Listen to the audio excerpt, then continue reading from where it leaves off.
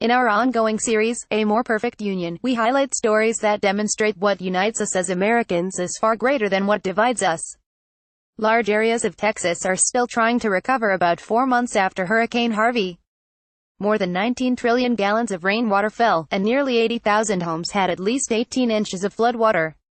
23,000 of those properties saw more than 5 feet. About 100 miles northeast of Houston, the city of Vidor suffered tremendous damage, reports CBS News correspondent Omar Villafranca. More than 3,000 homes there needed repairs. Months after the hurricane, many residents were living in tents or sleeping in their cars without the necessary materials or know how to rebuild.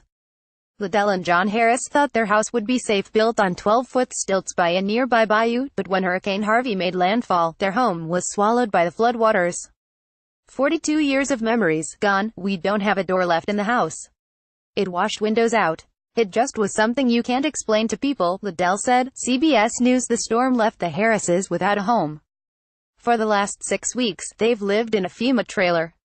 They briefly lived with family, but returned to Vidor when John, 84, needed treatment for his lung cancer. He had started to lose faith. He had lost hope, and he was just real distressed because we had tried so hard to get help, and it was just probably an hour before that I told him, we have to wait on God. These people drove up in our yard, Liddell said. They were right on cue, the answer to their prayers. A local pastor who practices what he preaches. Pastor Skipper Saul saw that many of his church members were homeless, living in RVs and tents. How do you let it not overwhelm you? Villafranca asked. You can't, because those people need us to stay strong. That's the truth, Saul said, overcome with emotion.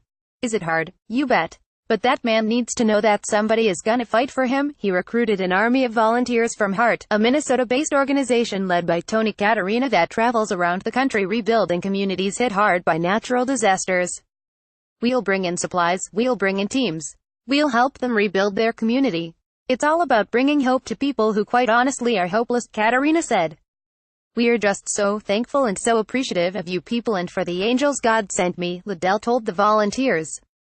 For Sauls and Caterina, their mission is not just to help the Harrises, but to be there for the people of Vidor for the long haul.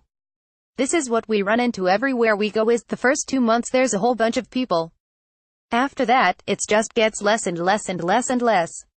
And we're just committed, Caterina said. As for the Harrises, they may have lost their home, but the volunteers have restored their faith. John, what could you offer them for everything that they are doing? Villafranca asked. Nothing. There's nothing but thank you, I love you. That's about it, he said. Sauls hopes the Harrises can move back in their home by March or April. That will depend on getting the right materials and labor to help. His church is working to get 35 families back in their houses by the end of this year.